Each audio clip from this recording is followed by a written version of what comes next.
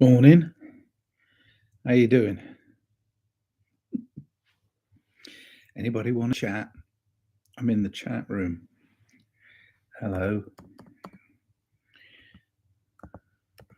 What is this?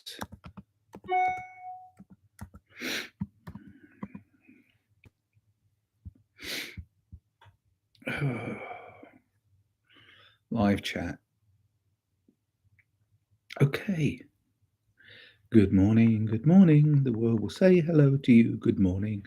Good morning to you. Tuesday, March 25th,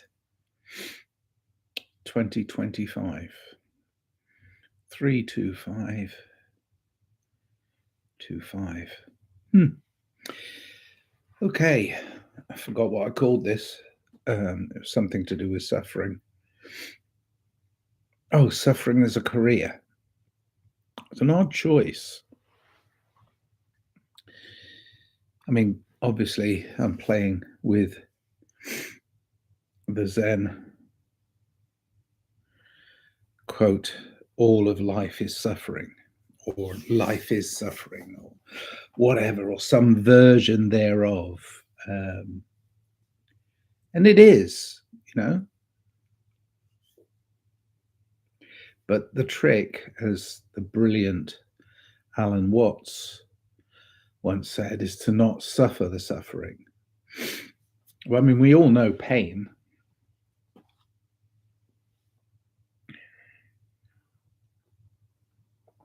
Oh, that's a bit hot. See? We all know pain. But I haven't got a mouthful of searing flesh. I've just got a little burn on my tongue. Nothing.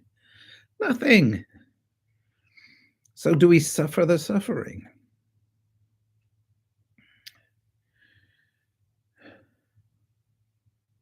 There have been points in my life, a very short life of 68 years.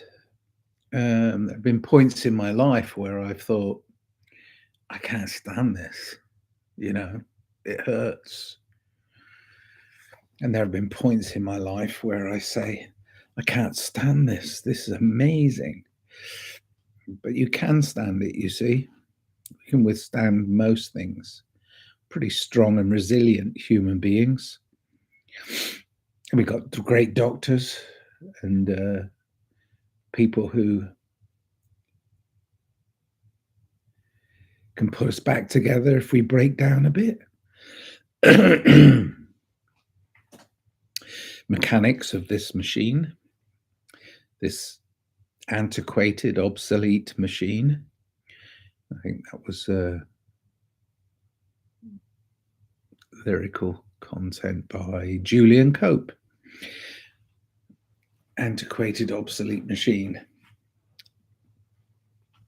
But it's not obsolete, you see. The truth is, we are just humans. And I don't know why we're trying to be superhumans when being human is quite enough for most of us. Certainly is for me. I'm quite enjoying it.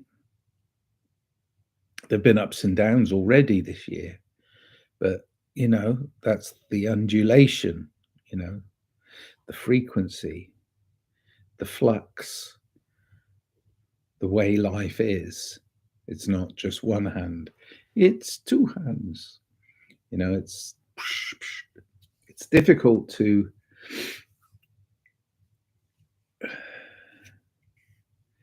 not make suffering your career. For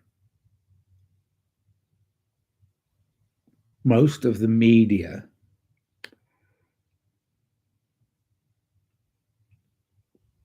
wants you to suffer. But why? Why would they want that? Well, because if you're weak and submissive and going, oh, poor me, all the time, then you're going to be given cures. And the cure is do as you're told.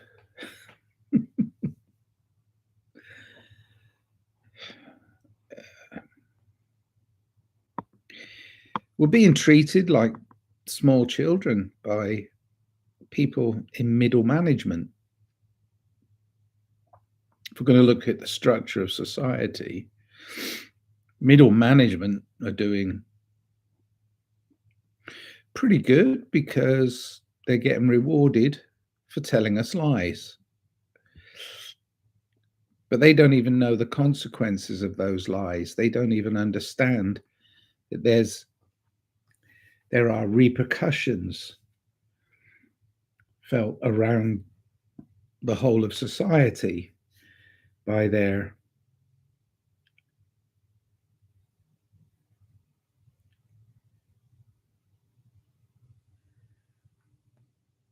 sense of authoritarian control.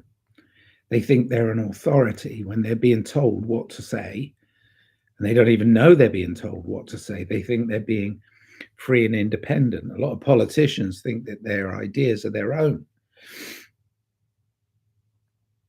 Yeah, their fake ideology that was indoctrinated into them makes them believe that they are in control of others. Well, I consider myself one of the others. I don't care who you vote for. I don't care for those that think they're in power. If their power is to wield more suffering on humans, we have enough, thanks. It's quite enough. But they do it in such a clever way. You know, this week's bargain is, whatever they decide is reasonable for the majority of people. So they lie about, we're going to do this for you. We're going to reduce taxes.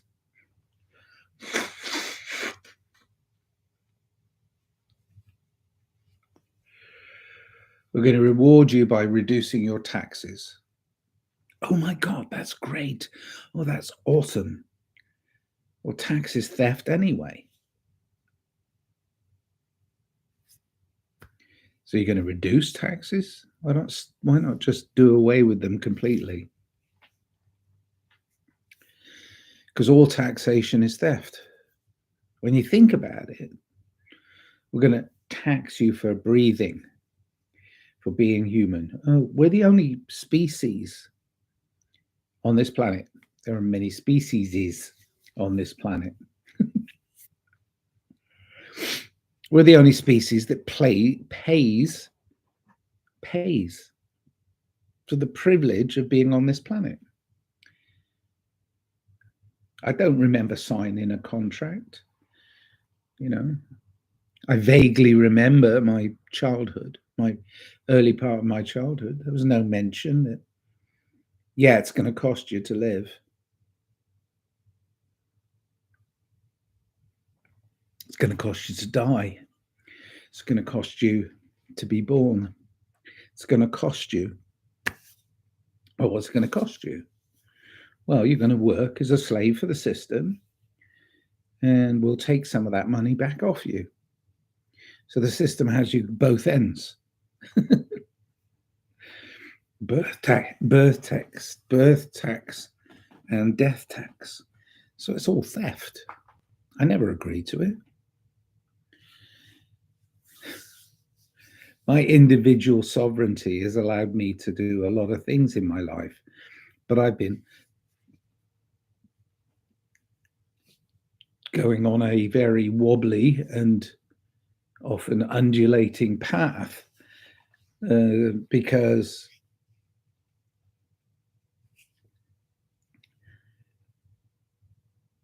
so many people are enforcers of their own enslavement. They're their own jailers. See these bars in front of me? I want out. But these are their own bars.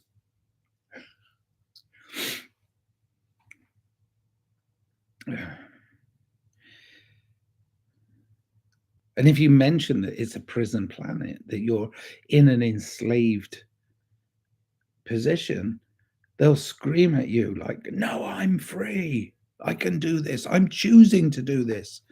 Well, you're choosing to be your own jailer because you don't seem particularly happy with this life.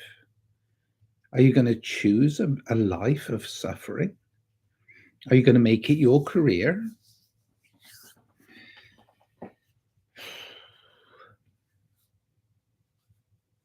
So I think Alan Watts was right.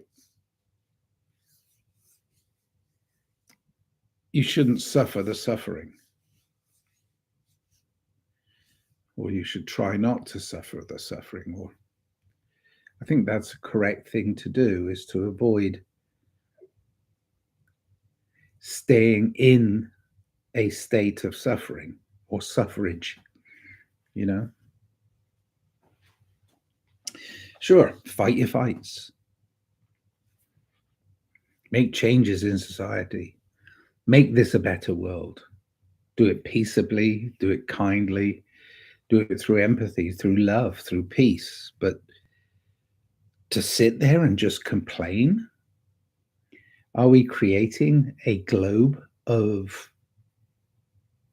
society of complainers? I don't know about you, but I don't like the taste of this. I think it's awful. Oh my gosh, this isn't nice. What are the ways treated me yesterday? I went to the shops yesterday. Somebody said to me, you shouldn't be doing that. I said, you can't tell me what to do. And then they said, well, it's our shop and we choose to give you the, you're not allowed, and we're not going to serve you in this store anymore because you're argumentative. No, I'm not. Yes, I am. Oh, well, no, ease off. Ease off the conflict.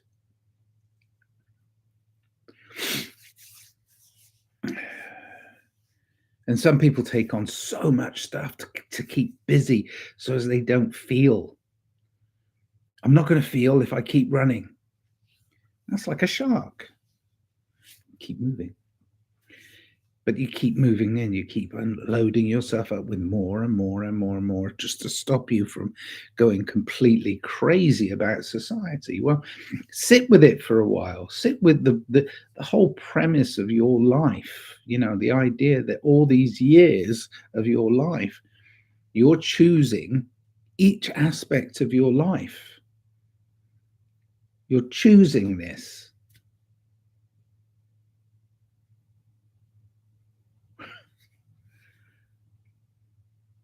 And then you start to take responsibility. Like, why am I doing this? Why am I hurting myself in order to help other people? Well, if you're doing it out of a just brotherly, sisterly, loving, caring, empathetic way of taking care of people that you don't like to see suffering, then that's fine. But then if you're doing it and the people are continually perpetuating their own suffering, you have to give them a little bit of a gentle shake. It's like, wait a minute,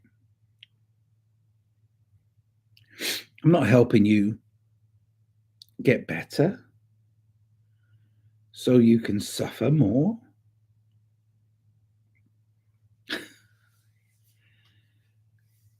And sometimes your own methodology, my own methodology, let's take it personal.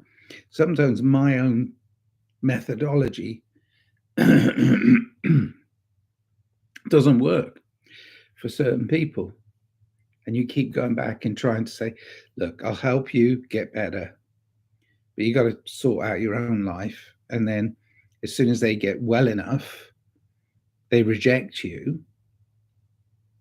So you go back and you get on with what you're doing. And then that same person a few days later says, oh, I've got this new suffering. Can you help? And you go, yeah, of course. And you go in and you help. But you're really just enabling them to stay in this state of suffrage that they've chosen. So you try a different tactic, you try a different tactic, you try this way, that way, but really you can't fix somebody else if they don't want to be fixed.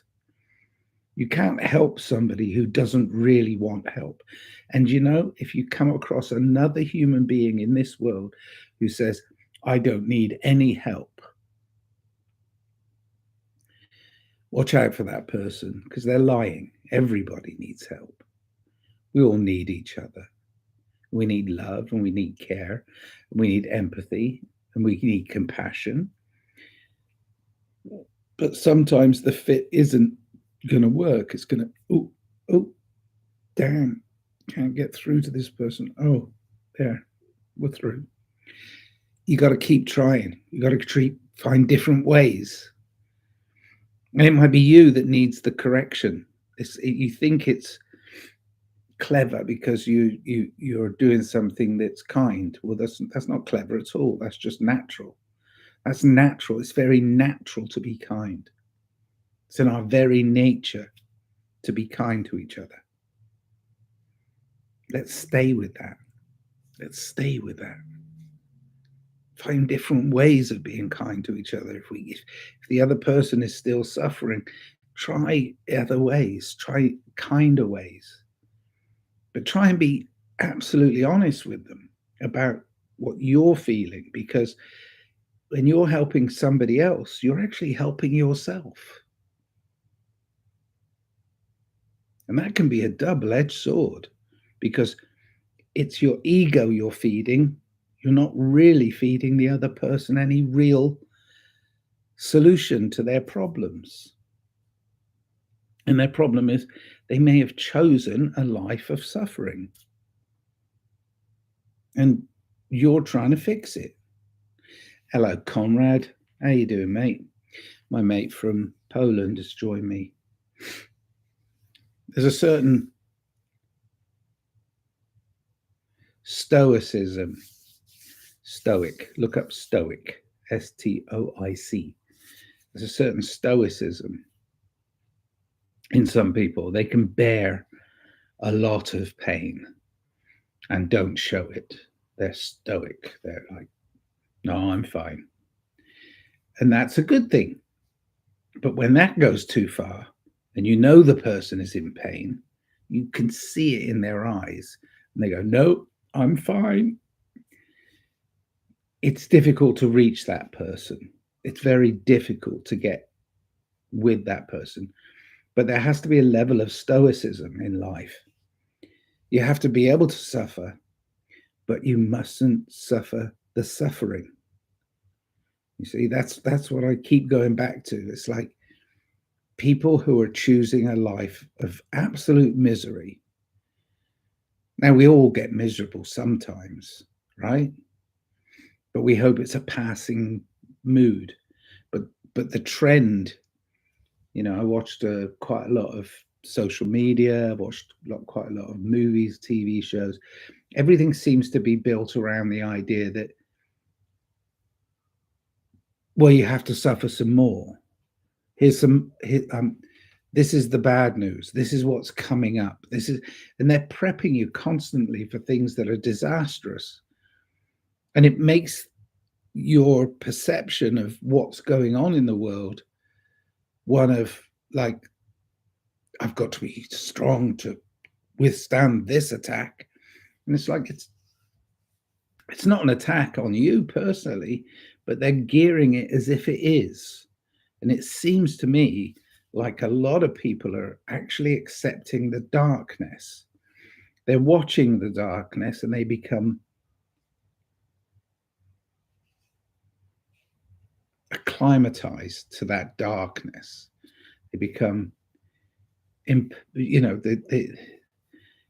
desensitized to violence and horror. And that desensitization gives you a place for you to go, oh, it's not real, but it is real.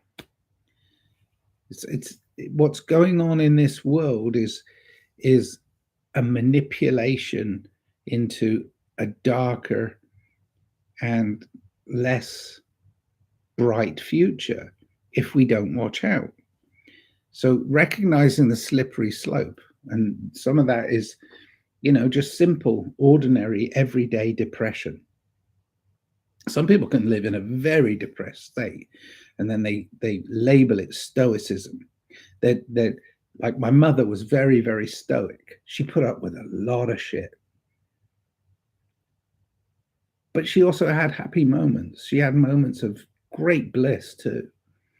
I mean, there were times when my mum would, I mean, just sit and laugh and joke, and those were the moments that she should have savored. Instead, she stuck with this routine of misery that she could have broken out of at any time. But there was a kind of a tradition of staying in an unhappy marriage. Let's say it's that, an unhappy marriage, but not recognizing that they could live separately and still enjoy their lives. My mother was very devoted to my father, and my father had lots of problems, lots of what today would be deemed as sort of like mental problems, I suppose. But those problems were not unsolvable. He just had to face his inner demons. He had to face his childhood trauma, and he never did. He didn't need to, because he was coddled by somebody who was enabling him to be that person. I spent most of my life in a voyage around my father because he was on the verge of anger all the time. And it was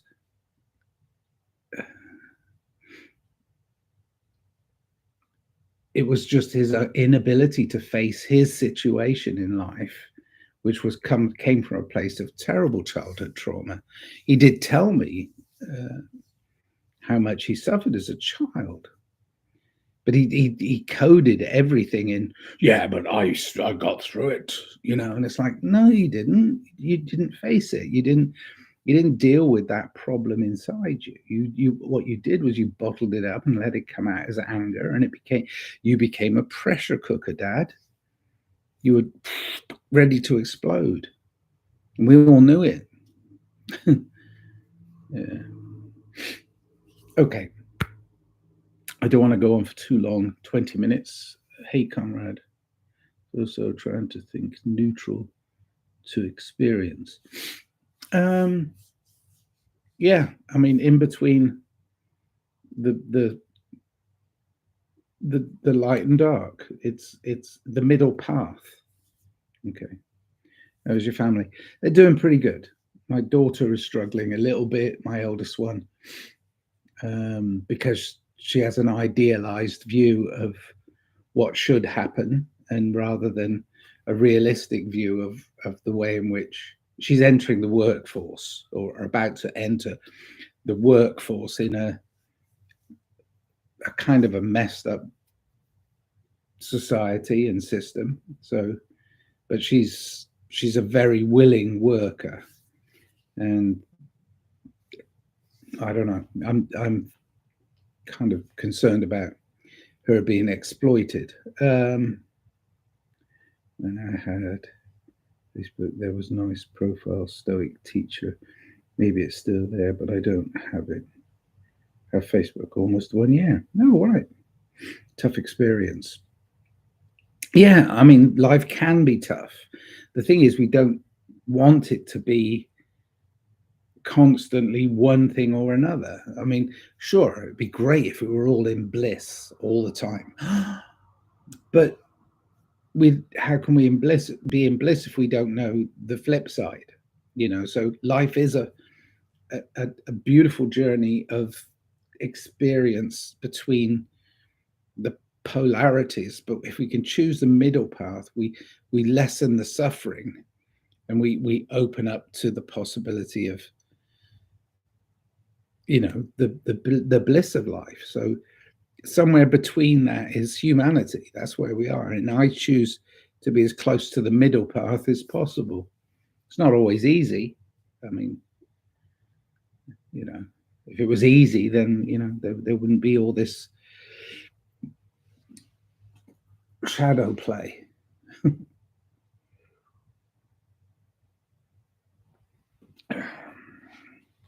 Oop. What about your family, Conrad? Do you have family? Obviously, you do. Then we would be birds. Yeah, we would. I mean, I, I often look at, especially in the area where I live, there's a lot of birds, lots and lots of birds.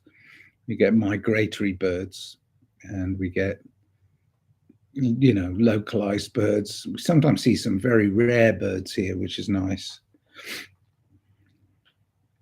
Less than time ago. Yeah. Hmm. Yeah. People said to me, it's like, if you could choose how to die, how would you like to go? And I make jokes about it because there is no option. I'm not choosing to die. I'm choosing to live. But it's like when it happens, it happens. But the truth is, it's like time is going to kill me. I'm going to run out of time. Nothing else. I won't run out of life. I might run out of a little bit of energy as I get older and be a little less flexible than I used to be. But at the same time, it's like man will not kill me. Time will kill me. That's it'll be the end of my time as a human. Like, this human experience has been one of so much fluctuation that it's kind of like, oh my god, really?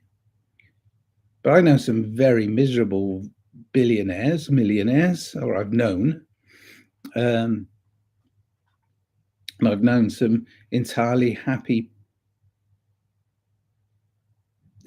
poor, very very poor, financially poor people. So how do you measure wealth? I mean, I have a friend she's quite a brilliant woman, and she fluctuates. She knows she does, and we talk about it often.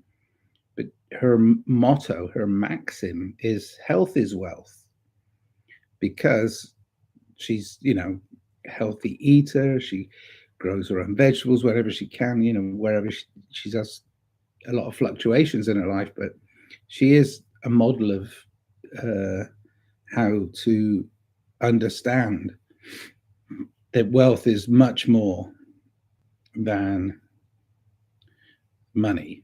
It's much, much more. Health is wealth. She's very healthy, very fit lady. Anyway, independent variable is time. Yeah, I mean, I can do. We can go on and on about time until time runs out, but we can go on and on about time eternally. I know. We sometimes try and tackle things that are way outside our own grasp. I mean, can we truly understand the infinite? And if we understand the infinite, then there is no death, there is no birth, there is no ego, there is no self. We're done, you know.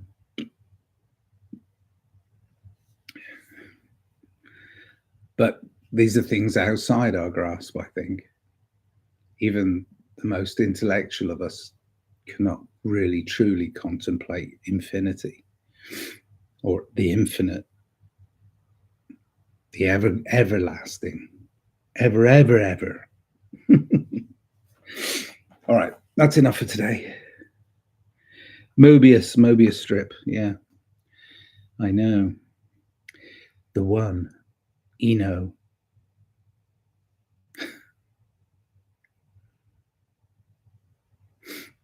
Yeah. The thing is immortality, I mean, this is a thing we all have to deal with at some point time, is mortality, not morality, mortality. We have to deal with our own mortality. And then to wish to be immortal. Well, you already are. So why do you wish to be something you already are? Just embrace the idea of your own immortality and then live your life according to being as strong and brilliant and healthy and wise and kind and compassionate as you can be. That's life, isn't it? Schauberger also created such idea. Yes, of course. But there are flaws in every philosophy, isn't there? I mean, if you understand that there are going to be flaws in all philosophy, but there are going to be parts of it that you can cherry pick and go, yeah, that resonates with me during this human experience. It may not resonate next time round, if there is a next time round, or it may not resonate with me when I pass to the other side of this human experience into my more real spiritual life. We are spirits in the material world. I think that was,